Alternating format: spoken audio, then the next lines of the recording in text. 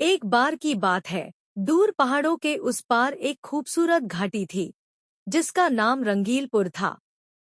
यह घाटी रंग बिरंगे फूलों, दुर्लभ पक्षियों और सुंदर झीलों से भरी हुई थी। लेकिन रंगीलपुर की सबसे अनोखी चीज एक जादुई पेड़ था।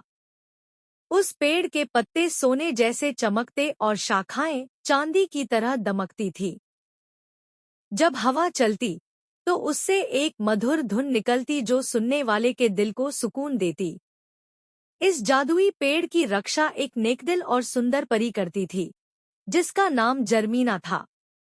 वह केवल उन्हीं लोगों को पेड़ के करीब आने देती थी जिनका दिल सच्चा और नियत नेक होती। एक दिन दूर के गांव से एक नन्ही बच्ची अनाया जंगल में फूल तोड़ने आई, लेकिन रास्ता भटक गई। सूरज डूब रहा था और अनाया परेशान होकर रोने लगी। अचानक उसे एक चमकती हुई रोशनी दिखी। वह रोशनी जादुई पेड़ से आ रही थी। जैसे ही वह पास पहुंची, रोशनी और तेज हो गई और एक नूरानी अस्तित्व प्रकट हुआ। वह जर्मीना परी थी। जर्मीना ने अनाया की आंखों में झांका और उसके दिल की सच्चाई और मासूमियत को तुरंत पहचान लिया। उसने धीरे से पूछा, प्यारी बच्ची, तुम यहाँ कैसे आई हो? अनाया ने अपनी कहानी सुनाई। जर्मीना ने मुस्कुराकर कहा, फिक्र मत करो, तुम अब सुरक्षित हो। लेकिन पहले जादुई पेड़ तुम्हें एक परीक्षा देगा। अगर तुम उसे पूरा कर लोगी तो न सिर्फ तुम्हें वापस ले जाया जाएगा बल्कि तुम्हें एक खास तोहफा भी मिलेगा।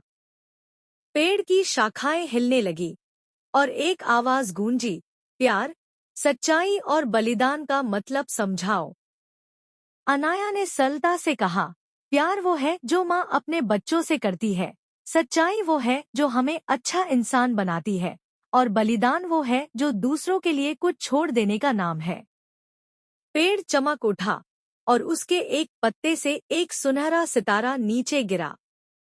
जर्मीना ने वह सितारा अनाया को दिया और कहा, यह सितारा हमेशा तुम्हारे साथ रहेगा, तुम्हें सच्चाई, हिम्मत और प्यार का रास्ता दिखाएगा। अगले ही पल अनाया खुद को अपने गांव में पाई, जहां सब उसे ढूंढ रहे थे।